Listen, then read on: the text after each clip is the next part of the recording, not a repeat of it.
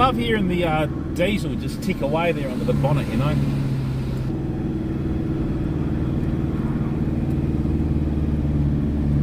Just got to make sure we got enough signal, that's all.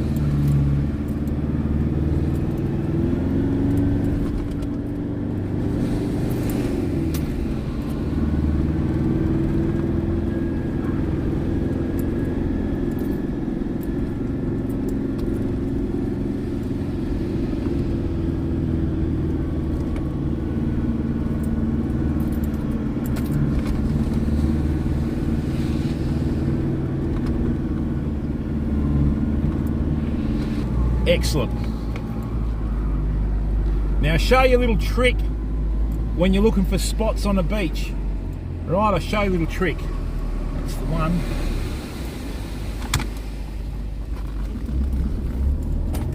Hang on, we're here. So what you do, whenever you go up to a spot on the beach, right, always make your track in. So what I'm doing here is I'm reversing up to the spot, right? And then I'm going to drive over the same track, because what will happen is you'll never have a way in or out again, so you've got to make one for yourself. Right, so we're just going to go back, and then what we've got is we've got a nice track to get out, and we don't have to worry about locking our tyres up too early, you know. All right, welcome, welcome, welcome. Now, all right people, now when you're looking for a spot to fish at the beach, see all this cutaway water here, right? See all this cutaway beach? That's what you look for. So where we are here, this is all cut away, which usually means you've got a deeper spot out there, but I can see the reef out here, right? That's the reef just in there. So we don't have to cast too far today. All we've got to do is just stay nice and steady. Where we're fishing today might have a chance of a salmon, then again we might not. If you're going to fish off the beach, do yourself a favour, right, and get some heavy duty PVC rod holders. So what these are the, I think they're, what is it, 60mm stormwater or whatever it is. And what I've done is I've just put a couple of stainless steel bolts in there. Now these are tailored for the rods that we're using. Obviously this is for the big one, this is for the small one. The reason being, so many people use these small rod holders, right, that do you no favours. Later on when you start getting into the bigger fish, right, if you've got the bigger rod holders, okay, when the big fish hit, you can actually fight the fish out of the rod holders.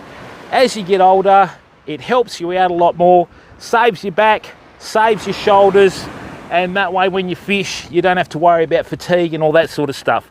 And the thing is with these, because they're such heavy duty rod holders, when you buy them in the 3 metre lengths, you cut them into the 1.5 metre lengths. I've had the same rod holders for about, I think, 9 years now, and they don't perish like the really thin, cheap ones that you get from offshore, okay? So this is the Old Faithful, right? Actually, no, 13 years. I bought this fishing rod in 2010, okay? They are quite heavy duty. We mainly fish with pens on this channel, okay? This is the Spinfisher 6. This is the 10,500.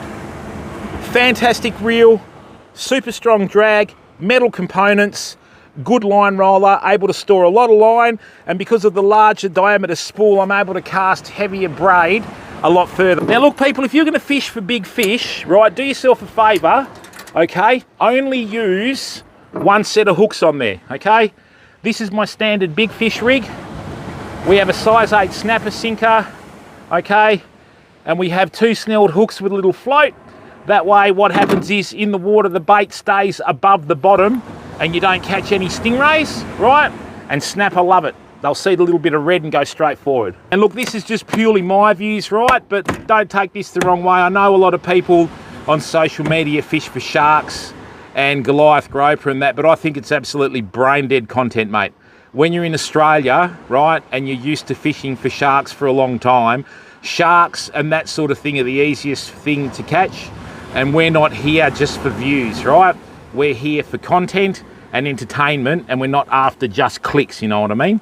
So yeah, we never fish for sharks. We may get the odd gummy shark and that sort of stuff, mate, but it's never an intentional catch. Because what's happened is, with all the people that have started going onto social media and fishing for sharks and killing sharks on metropolitan beaches, a lot of people in Perth that are in shires are now at the stage where they're going to outlaw shark fishing, right? And it was always coming, right? And you know, oh yeah, that's just an old like swivel, mate. You know, we only fish for small stuff here, so you know, time to let you in on a few little secrets. First thing we've got to do today is we've got to have a burley pot out here to bring the fish in, okay? So what I've done is I've got some stinky old bait. It's a bit ripe, right? And then what we're going to do, we're going to plonk that down here off a rope on here. When the waves wash out, it'll draw the juices out from the fish. Then after about an hour or two, the fish will start coming into us and then we'll start catching them, okay? All right, first cast coming up. Now we don't need to cast too far today. We've just got to cast close enough to the reef without hitting it. But sometimes that's easier said than done. All right, first cast. Yeah. Hey, hey.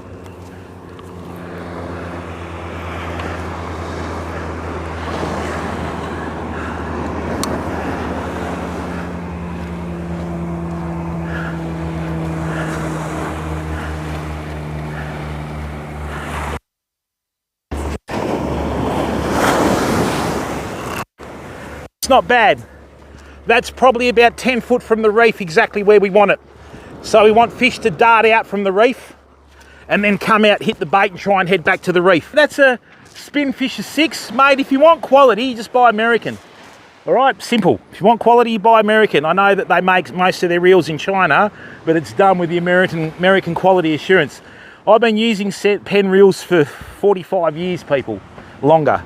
Now, one thing I did recently is I sort of lashed out, or not recently, a couple of years ago, I bought a Penn Spinfisher 6 long cast spool. If you like fishing soft plastics off the beach and you like fishing with ultralight gear, you know, like your 10, 15, 20 pound braid and that, right? The long cast Spinfisher is your go-to reel. It's not the most expensive reel on the market.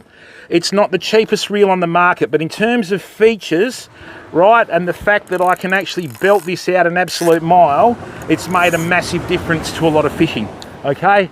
And being a long cast spool, right, it retrieves a lot of line per retrieval of the handle, okay? So look, you know, a lot of people bang on about Shimano's and that sort of stuff. Yeah, I've been using Penn for a long time, people. Never ever been let down by a Penn reel. Right, now, with your fishing in WA, you need to fish with 10 and 12 foot rods off the beach. You want a little 10 footer like this. This is just a cheap Shimano rod. This is the Speedmaster 10 footer. Right, I've been using the Speedmaster rods since I was a kid. They've always been a nice mid-range rod. They've always had good guides, made quite well, right? And on top of that too, they are a lovely stick, you know what I mean? Plenty of action in the tip. You can fish it with soft plastics, you can fish it with baits, you can fish it with it whatever you like, you know? And with the long cast spool on the Penn, right, you can cast a very long way. You don't need to spend $1,000 on a rod and a reel to get results. That Penn cost me $200 on special, and that rod cost me about $300 13 years ago. That was $179 on special, and that rod was about $150, right? So that's all you need to spend. You know, like the most I've ever spent on gear is about the $200 to $300 mark, unless it's a big game fishing reel, you know? All right, so what we do is one hand span. This is called a loop knot, right? So look, left hand to right hand. Back in here. Okay, you do another hand span there, and you only need one swivel. Whoops. If you're fishing for whiting, right, keep the loops a bit smaller. Oh, hey, the old plane.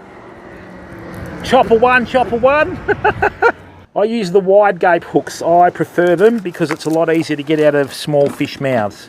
Right, so let's get that in there. Let's get that in there. Now let me show you what we do with these loops, right?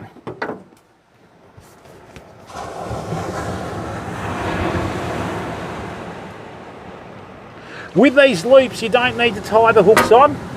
So basically what you do, you just force the line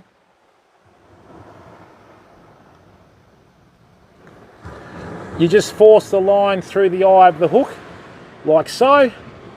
Right, bring that through here. Now, it's got to hang the correct way. Now see that there? Right?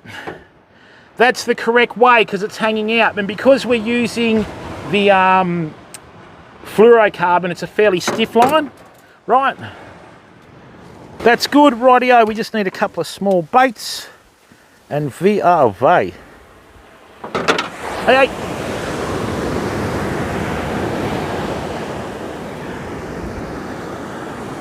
Lovely. All right, so I might even put a few bits of herring on there, eh? This rig is going to cast a mile, but we're not going to do that first up. Steady, steady. Look at that. Look at that. It's still going. Boom. We actually cast over the reef. Whoops. That was meant to be an easy one. Whiting. All right, so we're going to go a bit further next time. Everybody's leaving before the ideal time to go fishing, people. Ideal time to go fishing is not for another hour and a half. Right? So it's not even going to get interesting yet. So that's why we're just sounding it out, seeing what's around, you know what I mean? See that? Anything that goes near that will hook itself. Look at that for a beautifully presented bait. Look, lovely. I'll show you how to do that, right? So what you do, oh, that hit pretty well. So what we do is this. You try and bait that as close to the edge as possible without putting a hole in it. Push that through, let that get through to the natural depth. Then you push that through. Right, you twist that around through there, like so. Bring that down through here, and voila, there's your bait, okay?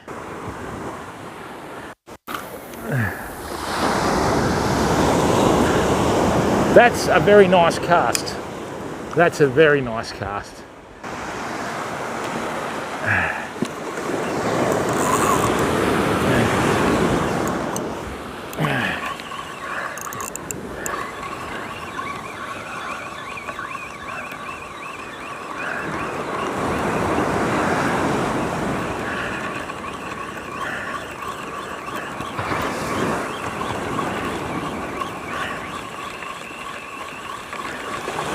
Oh,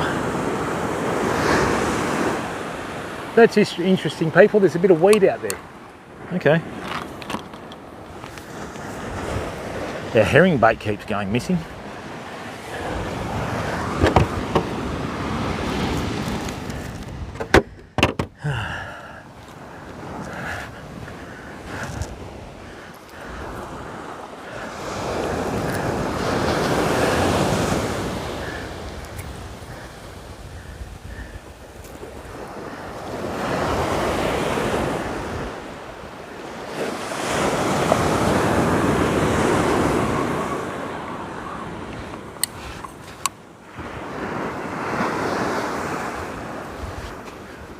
Remember, put your rod tip on the beach behind you, people.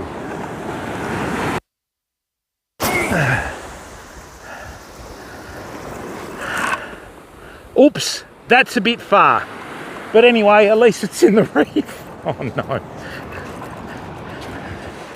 I think we actually hit the gap in the reef. This is going to be interesting. Hang on, people, let's go diagonally now.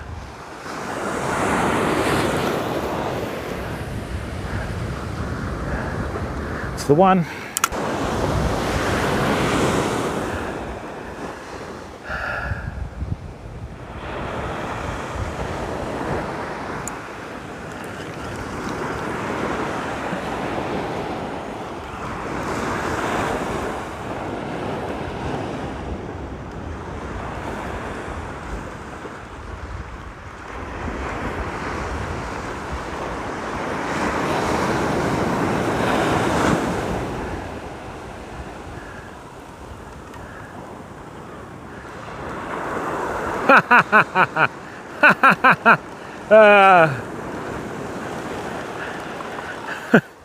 There you go, people. First fish of the day, a little storm trumpeter. This is always bad news. Hang on. Especially for you, little fella, because you've swallowed the hooks. Luckily, we've got a hook out. Come on. Give me a look. No. It's all right, mate. Those hooks will rust out and you'll be fine.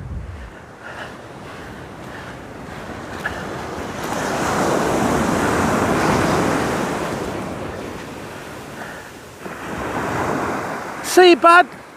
Tell everyone else it was fun.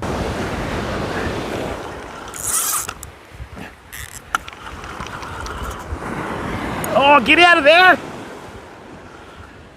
Oh, get out! Oh, good fish, people. We got a good fish, I think. Is it still on? Yeah, I think it's still on. Let's have a look. Yes, good fish. Knew it wasn't too far away. Another storm trumpeter. If we catch any more trumpeters, we're going to have the whole orchestra soon.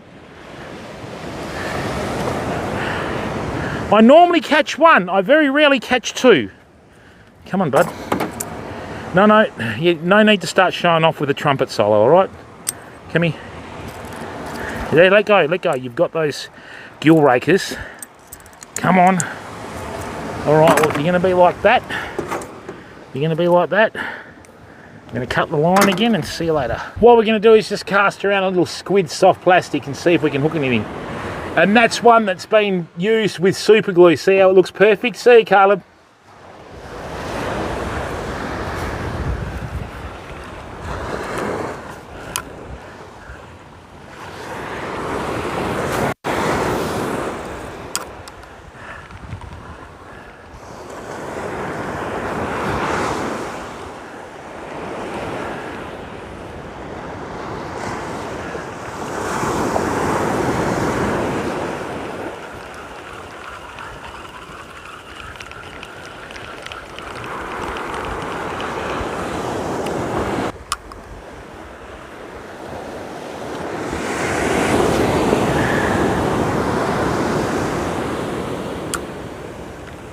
Are you serious? I overcast that. It's a pretty strange old day, fam. I have no idea what's going on here. Normally with the storm trumpeter, you don't catch them in this sort of weather. And to catch them here, whenever I catch storm trumpeter, I catch nothing. So, I've never caught storm trumpeter in any decent fish.